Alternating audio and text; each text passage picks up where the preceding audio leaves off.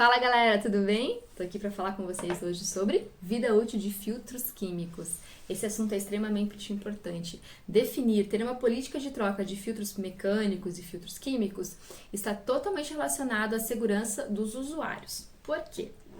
Porque se ele estiver usando esse filtro além do tempo, após a saturação, o usuário pode estar totalmente exposto ao contaminante igualmente. E você vai entender por quê. Estabelecer a política de troca desses filtros está relacionado à segurança do usuário, porque a gente está falando de fator de proteção atribuído dos respiradores.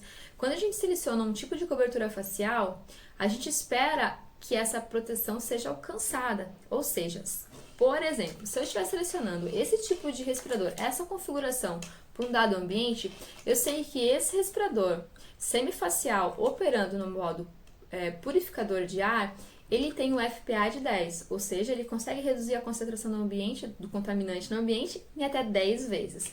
Mas isso só é alcançado se a gente cumprir todos os requisitos do PPR.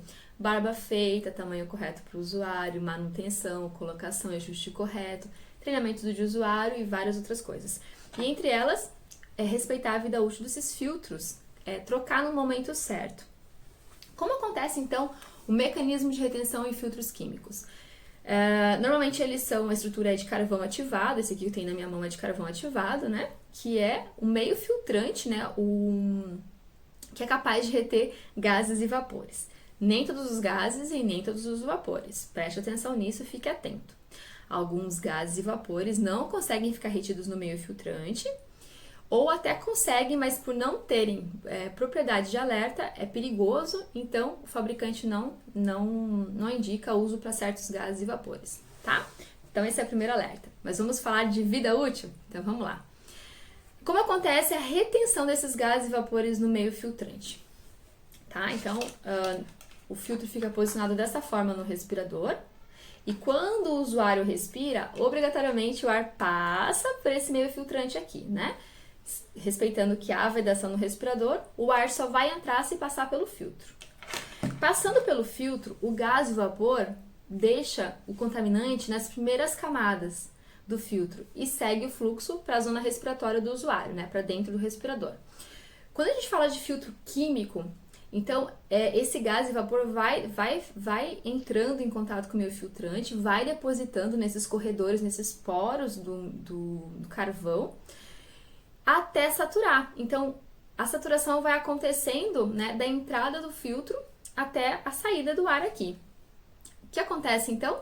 Quando o contaminante, quando esse meio filtrante atinge sua capacidade de absorção, de adsorção e de reações de catálise, ou seja, chega na sua saturação, o contaminante agora que passa aqui por dentro, migra para dentro do respirador.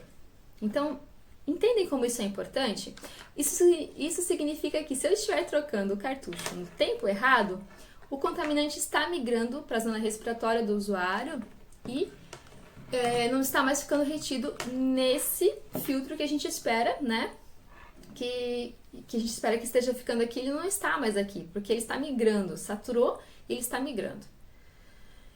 E aí que vem isso que é muito importante, porque se eu fizer a troca errada, meu usuário está exposto e não sabe. Mas, Jorge, e se eu orientar ele que a hora que ele sentir o gosto ou o cheiro do contaminante, ele troca o cartucho? Na prática, muitas empresas orientam assim os seus usuários de proteção respiratória que troquem seus cartuchos quando sentir o cheiro ou gosto. Mas a gente sabe que há coisas que acontecem que são bem importantes. Uma é fadiga olfativa, né? Por exposição repetida ao contaminante, o usuário deixa de ter a sensibilidade ou demora muito para perceber a presença daquele contaminante, certo? Também existe a informação de limiar de odor, a partir de qual concentração que esse contaminante é percebido. Muitas vezes o limiar de odor é até mais alto do que o próprio limite de exposição desse contaminante. Então isso é muito importante, tá? Então nós não podemos contar com a percepção do usuário. É um sinal? Claro que é, mas com o tempo o usuário pode passar a perceber a presença do contaminante em concentrações cada vez mais altas. Então, aqui vai a dica para vocês. avaliação quantitativa, ou seja, entender a concentração daquele contaminante no ambiente, nos ajuda a definir a vida útil ou ter uma referência de vida útil para esses cartuchos químicos, para esses filtros químicos.